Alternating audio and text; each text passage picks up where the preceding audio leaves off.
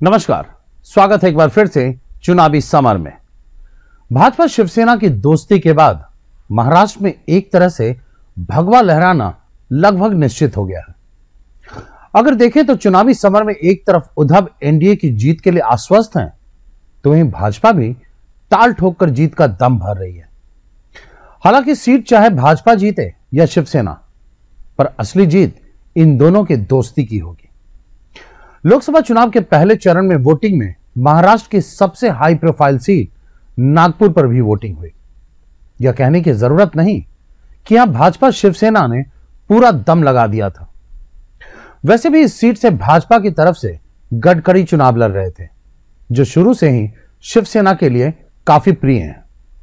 शिवसेना जब भाजपा से खफा थी, उस वक्त भी पार्टी कहती थी कि अगर भाजपा नितिन गडकरी को प्रधानमंत्री बनाने के लिए तैयार हो तो वह भाजपा को समर्थन देने को तैयार है।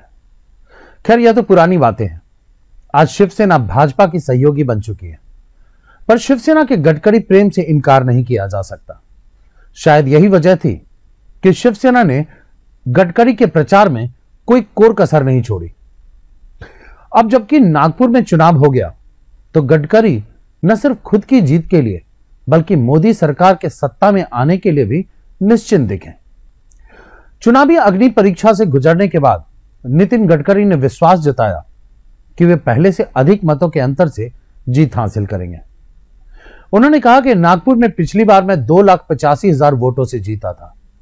इस बार मैंने नागपुर में 5 साल में 70,000 करोड़ रुपए के काम किए। 20,000 करोड़ की मेट्रो आई है, करीब 2,000 करोड़ के नए एयरपोर्ट का काम शुरू हो रहा है, 1,200 करोड़ का नया रेलवे स्टेशन बन रहा है, ट्रिपल आईटी आया, एम्स आया, law university I, symbiosis university I. इतना ही नहीं, नागपुर में 16,000 करोड़ के रोड और ब्रिज बने हैं।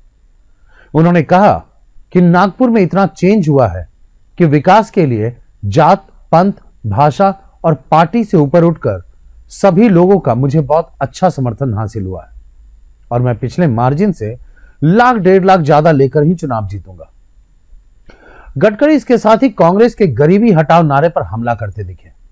उन्होंने कहा कि जवाहरलाल नेहरू जी ने भी गरीबी हटाओ का नारा दिया था, फिर इंदिरा जी ने भी दिया था। 20 सूत्रीय 40 सूत्रीय कार्यक्रमों की घोषणा की थी। राजीव गांधी ने भी किया, सोनिया जी ने भी किया, फिर मनमोहन सिंह ने किया, पर गरीबी नहीं हटी। तो कांग्रेस ने जो उनकी घोषणा की है उसका आधार नहीं है। वहीं 5 साल में हमने जो बातें कही वो काम हमने करके दिखाए। गडकरी ने कहा, कोई कुछ भी बोले, पर देश में एक बार फिर मोदी सरकार आ रही है और मैं कहीं भी प्रधानमंत्री के रेस में नहीं हूं। दरअसल गडकरी के साथ प्रधानमंत्री का नाम जोड़ना शिवसेना की ही देन है। अब जो भी हो, पर इससे एक बात तो साबित हो गया कि एनडीए की जीत को लेकर न भाजपा को और न शिवसेना को संदेह है। अगर इन दोनों की दोस्ती इसी तरह कायम रह गई तो ये लोकसभा चुनाव क्या, आने वाले कई चुनावों में एनडीए को कोई चुनौती नहीं दे पाएगा। हमारे साथ बने रहने के लिए आपका धन्यवाद। आप हमारे प्रोग्राम्स को यूट्यूब पर भी देख सकते हैं और हमारे ऐप को गूगल प्ले स्टोर से डाउनलोड भी कर सकते हैं। Thank you.